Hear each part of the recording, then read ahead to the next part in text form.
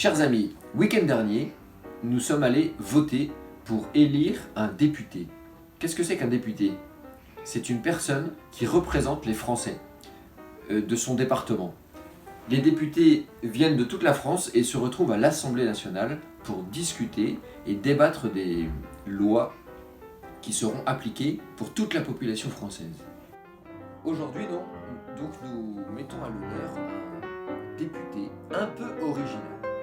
Mac Adaras, c'est son nom de famille et c'est aussi le nom d'un whisky irlandais. Mac Adaras, eh bien, il a vécu au 19e siècle, à l'époque de Napoléon III, et c'est un soldat de l'armée britannique. Seulement, il déteste les Anglais, car il est irlandais. Il sert dans l'armée britannique dans les Indes, mais son cœur bat pour la France. Mac Adaras est un amoureux passionné des paysages français et de la culture française.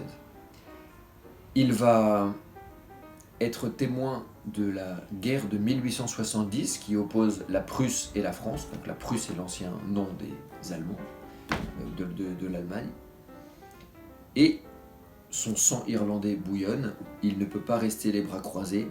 Il va donc, avec son argent personnel, financer le débarquement de 300 soldats irlandais pour prêter main forte aux Français.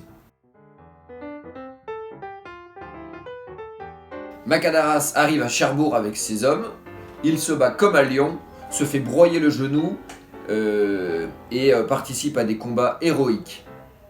À la fin de la guerre, malgré la défaite française, Mac Adaras obtient la nationalité française immédiatement et devient général de l'armée française. Il va s'installer dans son coin préféré, dans les Basses-Alpes. Et il devient député des Basses-Alpes en 1888. Pour la petite histoire, en 1893, il va perdre son siège à l'Assemblée nationale parce que il s'est mis un peu en colère. En fait, pour tout vous dire, un de ses rivaux l'a traité d'anglais. Insulte suprême pour Mac Adaras, qui va sortir son pistolet en pleine Assemblée nationale pour effrayer son adversaire.